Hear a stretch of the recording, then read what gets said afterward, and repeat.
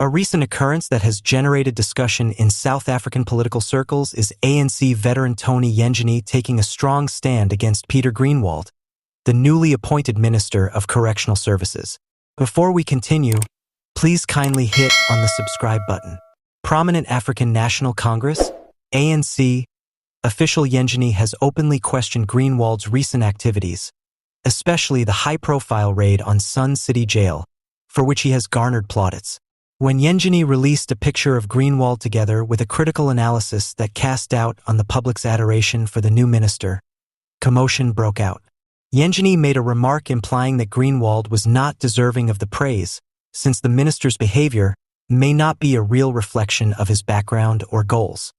An ex-user has responded to Yengeni's position by arguing that change is possible despite of one's contentious past. This person underlined that Yengeni's party, the ANC, has been in power for decades without carrying out any meaningful changes, especially when it comes to correctional services. They stressed that despite his history, Groenewald is presently achieving advancements that the ANC is said to have failed to do for the previous 30 years.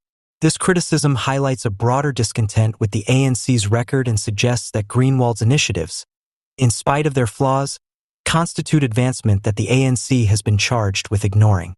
Fundamental issues in South African politics are discussed, including the effectiveness of current policies and the legacy of apartheid. Although some may see Groenewald's measures as a good step, others argue that they do not address the structural problems that have continued since the ANC's time in power. Questions like whether previous associations should take precedence over current successes and about the possibility of both personal and institutional reform are also raised by the discourse.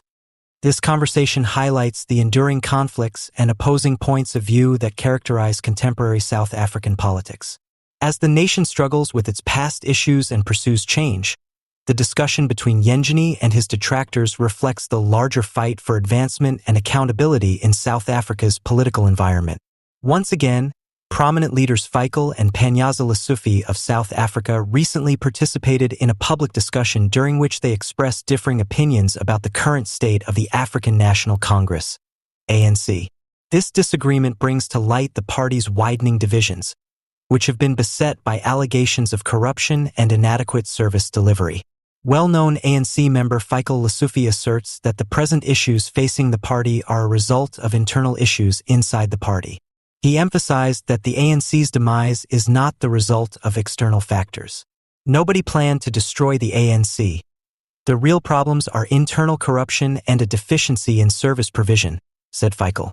He criticizes the party for alienating voters by claiming that these issues are wounds that it has caused itself. Furthermore, another well-known ANC figure, Panyaza Lesufi, disagreed with his brother's evaluation. He said that things had become far worse due to outside influences and a planned campaign to undermine the party.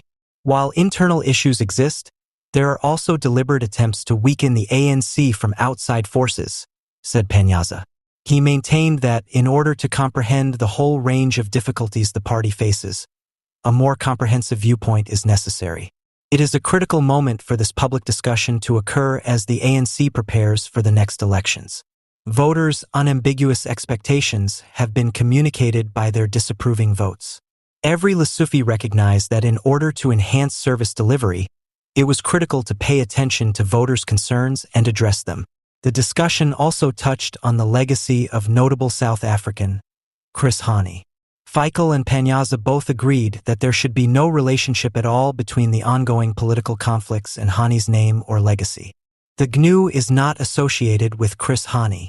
Fikile said, "May Hani's soul rest in peace," emphasizing the need of honoring Hani's memory.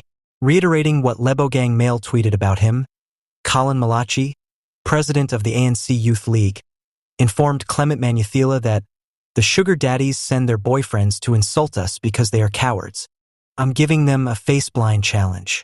This is insensitive. He needs to be taken to the Human Rights Commission, said Malachi. He must provide an apology. Mail knows he claims. Additionally, if Mail is the one who tweeted, he has no business being in the ANC. Mbalula and Panyaza's argument is becoming worse. This comes after DA became enraged about a t-shirt designed by Panyaza Lesufi that said, "Don't kill Hani again, or DA will pull out of the GNU.